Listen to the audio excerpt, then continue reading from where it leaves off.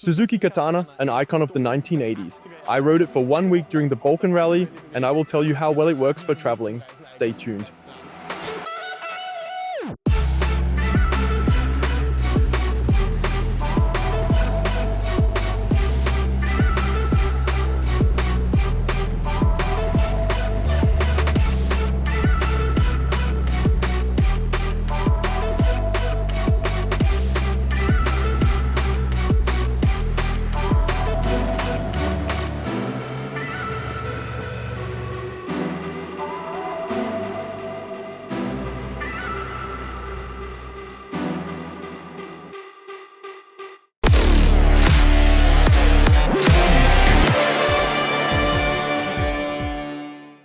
Hello and welcome to 1000 PS TV. Great to have you here. Great that you are interested in the Suzuki Katana. For me, it is a motorcycle that gets far too little attention on the market. It has a few unique traits and above all, a long history. But what this history is actually about and what they did back in the 1980s with the 750 and the 1100, I will explain to you here in the studio. At the end of the 1970s, Suzuki was technically at the top of their game. They had modern, large displacement 4-valve engines in their lineup, but the Japanese-styled motorcycles looked a bit tame. Some would even call them old-fashioned. In Germany, they recognized this issue, and Manfred Becker, the marketing director of Suzuki Germany, wanted a more exclusive package for the powerful GSX models. Becker convinced the skeptical Suzuki marketing chief Masao Tani to hire the young Munich-based target design team. Hans Muth, Hans-Georg Kasten, and Jan Fellstrom received the assignment to design completely new styling for the GSX 1100. The requirements were clearly defined. It had to look unmistakably European and sporty. Hans Muth, in particular, brought a wealth of experience. He first worked at BMW in vehicle graphics and advertising, then later led their motorcycle design department. He created icons like the R90S and the R100RS, the first production bike with a full fairing and with target design. He opened a new chapter in 1979. Before the Katana, the project ED1 was created, a redesigned Suzuki GS 650 that served as a feasibility study. Already in April 1980, the foundation for ED2 followed, and only 3 months later, the first prototypes of the GSX 750 and 1100 Katana were standing there. 1 year later, in 1981, the Katanas went into production. But let us take one more step back, because the story is really good. In the summer of 1980, Tani nervously presented the study at the Hilton Hotel in Munich, and the Suzuki president at the time, Osamu Suzuki himself, compared the lines of the Katana with the Concorde. It was then presented to the public in autumn 1980 at the IFMA, at that time the motorcycle show in Cologne, and it was an absolute sensation. The Katana design built on the famous fly line. Headlight, tank, seat and fender were united in one clean line. Also striking was the V-shaped widened tank and the angular front fairing. But the shape was not only for show. A suede-covered double seat, integrated parts, and the clip-on handlebars and foot pegs were placed in a sporty position without completely forgetting touring comfort. At least that is what the magazine Motorrad wrote in their first review at the time. However, not everything was perfect. The newly designed instruments grouped together into one compact unit were not to everyone's taste. An orange rev counter, fine, but the speed reading itself was difficult to read. Some testers found it quite confusing back then. Even back then, it was clear that Katana riders accepted this peculiarity, and today, the instruments are considered cult and are even used in street fighters from other brands. Under the design, proven Suzuki engineering was at work. The 1100 4-cylinder received a roller-bearing crankshaft, dual-swirl combustion chambers, and improved smoothness. Internationally, it produced 115 horsepower, while in Germany it was limited to 100 horsepower, and still, even from 50 kilometers per hour, you could accelerate smoothly in 5th gear. Absolutely impressive for that time. A new feature was the double cradle tube frame, reinforced with cross braces. The fork had an anti-dive system. The system routed part of the braking pressure into the damping system and closed the valve. During hard braking, the compression damping in the front telescopic fork stiffened, preventing the fork from diving. Unfortunately, the system, called ANDF, anti-nose dive fork, convinced only a few testers at first, and if at all, then only on the highway. On country roads, it was considered too harsh and was therefore often deactivated by many owners. At the time, the Katana was definitely not a comfort tourer. It was built for twisty country country roads and deep lean angles. To this day, opinions are divided on the Katana. Its design still polarizes. For that era, it was strikingly wedge-shaped, progressive, and in everyday use quite unusual. But this radical approach is exactly what makes it so appealing today. It is considered a sought-after classic. Prices for well-preserved examples keep rising and rising, and the question is whether history will repeat itself and whether the new Katana will achieve the same. But I will take a look at that on location now. Now, you know what courage Suzuki showed in the 1980s with the Katana, with the original Katana. In 2018, they showed courage again when they brought back the Katana, this time based on the wonderful K5 engine, and they used a similar method as back then. You take a very proven, highly refined technical platform, the K5 engine, and the surrounding components that we have known for a very long time from the GSXS 1000. And you give this concept a futuristic outfit, although in this case you would have to call it retro-futuristic. And interestingly, the old Katana was never really a sales hit, and the new one is also having a bit of a hard time. It stands in the shadow of its many siblings in the 1000 cubic centimeter category, but I believe that this is a motorcycle that, in 20 years, will once again have that same unique character the old Katana had. Let us go through it from front to back, starting with the moment you get on and look at the display. Suzuki played around with it a little. Unfortunately, I have to say it was still designed in the LCD era. It does have some retro flair with the orange backlighting and the suggested sword in the start animation, but in terms of readability, it is of course more challenging compared to the great TFT screens that Suzuki installs in the sister models. However, the overall look and the way the bike is shaped is really very well done. The forward-pulled, wide fairing area that wraps around the powerful four-cylinder on the right and left, the bold Suzuki lettering. All of this radiates a sense of pride. The front mask is also very well executed in my opinion. The minimalist windscreen at the front takes the wind off the rider only a little bit, but more on that later. These angular headlights hidden in that small mask inside the cockpit give off a lot of aggression and a lot of retro character. From my point of view, the 1980s are captured extremely well here. But of course, it is expanded with the technical refinements and technology of today. The engine is now tamed by ride-by-wire. We have 3 riding modes, A, B, and C.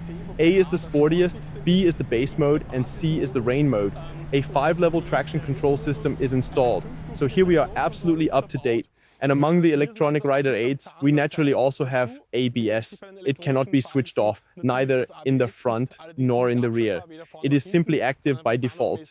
And since 2023, we also have a wonderful quick shifter, which makes blasting through the gears really enjoyable in combination with this powerful K5 engine. Very briefly summarized, because many of you know it well, we have 152 horsepower, we have 108 Newton meters of maximum torque, and all of it in a configuration that, for me, is still unique on the market today. The Suzuki 4-cylinder simply has strong torque from down low. You can rev it, and even up high there is still really something happening. As it stands, it is a real masterpiece, and I'm very happy that they managed to carry it over the Euro 5 Plus regulations and save it for the 2025 model year. Otherwise, as mentioned, this is essentially a differently dressed GSXS 1000. That means compared to the original Katana, we thankfully no longer have a 19-inch front wheel like back then. Instead, we have a normal 17-inch front wheel with a 120mm width and a 70% profile. In the rear, we have the typical Suzuki dimension, I would say 190/50. It is a profile that is no longer very common, but it gives the bike, and I will get to that later, a very unique riding character. The bike comes fitted with Dunlop Road Sport 2, a sporty tire that reached its limits in the wet, but brought a lot of fun when it was dry and grippy, because it simply bends beautifully. And with that, I am actually already in the middle of the riding impressions, which I actually wanted to talk about from a different point. Let me put a few more kilometers on the Suzuki, and then we will get to the riding impressions.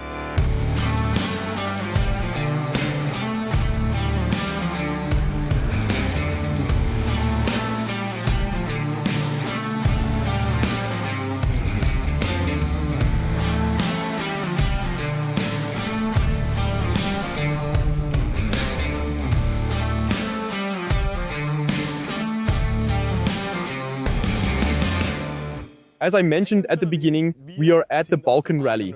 And could there be a better place to ride the Suzuki Katana, the icon from the 1980s that has been revived, than here at this vintage and classic car rally? I do not think so. If you look around the starting field at the Balkan Rally, you will find old motorcycles, retro motorcycles, but of course also classic cars. From 1995, that is the class most strongly represented here. There are also a few newer vehicles participating as wingmen or as future classics, but the wonderful thing, and what unites everyone here, is the love for technology, the love for vehicles from earlier eras. And here, the Katana naturally fits in perfectly. It does not matter whether you are on 2 or 4 wheels. In the evening, people meet for one of the wonderful dinners at the beautiful resorts, whether in the caves of Postojna, where we were this year, or at the beautiful Croatian coast, like here near Zadar. Accommodation is always comfortable, the food is always good, and the time spent with others is always enjoyable. And Route 25, to briefly mention it, started in Budapest. Then we traveled via Maribor to Postojna and the famous caves through Slovenia next to Opatija, the imperial and royal residence town. And then essentially following the magnificent coastal road down to Dubrovnik. That is the route of this rally. There are 5-time stages and you always ride against the clock, never against another rider. This means that even at the checkpoints, people help each other out. Even here on the last day of the rally, you can see a bit of the competitive spirit in some participants. Ambition comes into play. You want to be as high as possible on the leaderboard. If this has piqued your interest, I have good news for you. The Balkan Rally will take place again in 2026, again in September, with a slightly adjusted route, but certainly with lots of fun and great people. I will include the date and the registration link for you below. Check it out. And for those interested in this year's rally in detail, I recommend the video by Amelie, who participated on the Ducati X-Di-Avel V4. She included more of the challenges in her video and explained in detail how she performed and how the rally works. Definitely take a look if that interests you. But back to Suzuki. We will continue discussing it in another place.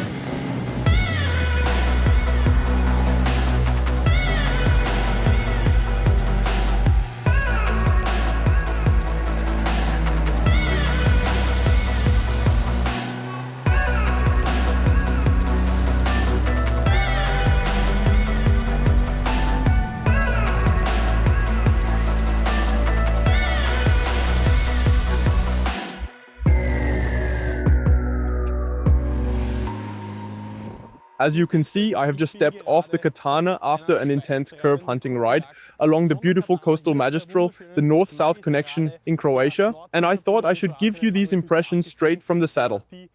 I noticed, of course, that it does not have 108 Newton meters, but rather 106, just kidding. I had simply misstated it earlier. Please excuse that. 106 Newton meters. But all my other comments about the engine I can fully stand by. It is simply fun to ride. When riding briskly, you notice that the handlebars are a little narrower than what we are used to from modern naked bikes. The ergonomics are quite sporty. You have a good feel for the front wheel, almost like it is in your hands. You are also slightly bent over the tank. With my height of 1.87 meters, this results in a fairly sharp knee angle. Otherwise, I must say the seating is quite comfortable, tour capable, and long distance capable. We also found out here in not so great weather that when it rains, as soon as the sun comes out, let's say 5 minutes later, you are completely dry again because the seat is really very water repellent, so touring capability is indeed present. The structure of the foam is also something intended for longer trips. Speaking of longer trips, as you have probably seen, the bike does not come like this from the factory. Here we normally have the SWM OTEC cargo bag mounted to make it tour capable. At the front, we have the tank bag attached under the seat or in front at the triple clamp, very practical. Small items fit in the front, luggage for a week in the rear. So the Katana can definitely be used for travel. Just as it is a mechanical twin of the GSXS 1000, it is also reflected in the components. We have adjustable suspension front and rear. Up front, a fully adjustable fork. In the rear, the shock is adjustable for preload and rebound damping. The basic setup is sportily firm, I would say, matching the motorcycle. By the way, the front suspension has 120 millimeters of travel and the rear has 130 millimeters. This is sufficient for slightly uneven surfaces. You are well supported. Suzuki did not skimp on the braking system either. The dual front discs anchor very sportily. You can decelerate hard, then lean over and open it up again. A word about the mounted tires. The Dunlop Road Sport 2 are not top of the line. It is an older Dunlop tire, but it does a good job here. And as I mentioned before, in these dimensions, there is not much choice left. So Suzuki chose a sporty tire in the stock setup that fits the vehicle concept very well. For this sport touring bike, which exudes the 1980s flair like few others on the market. When it comes to traveling, you also notice that when riding for longer periods at a constant speed on the highway, two things stand out. First, there is no cruise control available. Second, the vibrations produced by the four-cylinder, despite the handlebar rubber mounts that were retrofitted in 2023, are noticeable on longer stretches.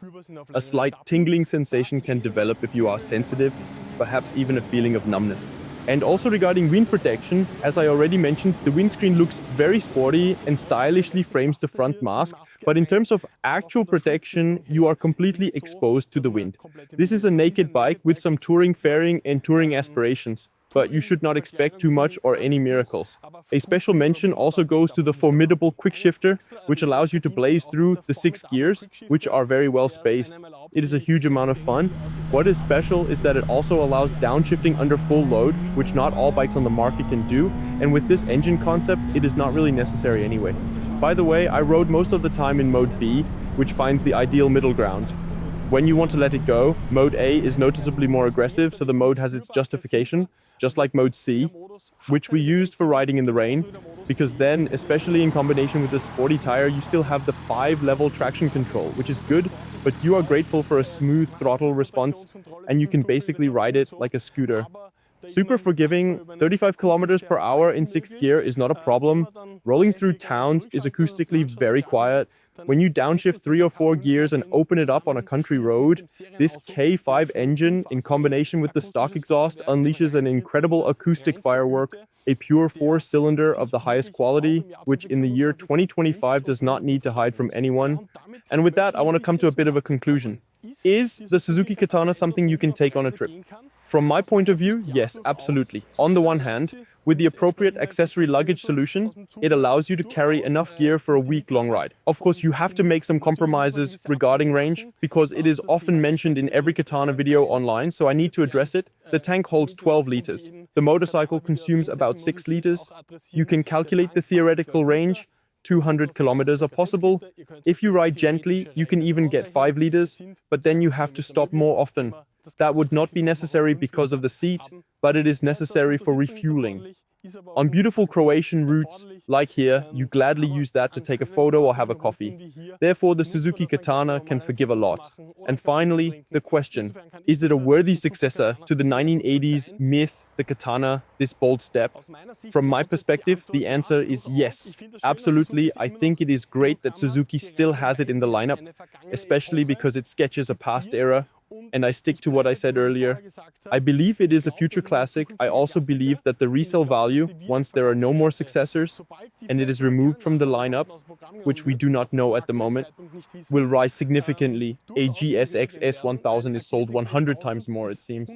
And those are everywhere. But putting this in the garage now, while prices are reasonable, in Austria we are talking about 16,500 euros, I can imagine that you might get a bit of a discount here and there. There are also Euro 5 models still available on the market. So from my perspective, now is a good moment to buy a future classic that fully meets modern riding demands. The engine runs like no other. It is packaged in a cool design. Therefore, it is a worthy continuation of the sporty ambitions that Suzuki had with the original Katana. Now the K5 engine is still one of the sportiest Suzuki has to offer. Thankfully, they are back with the GSX-R 1000R, which we will test next year. I am really looking forward to that, so now I am interested in your opinion. Will this be a future classic, am I right? We will know in the distant future. I thank the Balkan Rally for letting us ride here and for letting us enjoy such beautiful kilometers on the Suzuki. Carlos was going full throttle behind the camera. Please give him a thumbs up. He needs your encouragement to keep delivering such great footage. I thank you for your attention and say goodbye for now. See you soon, Katana.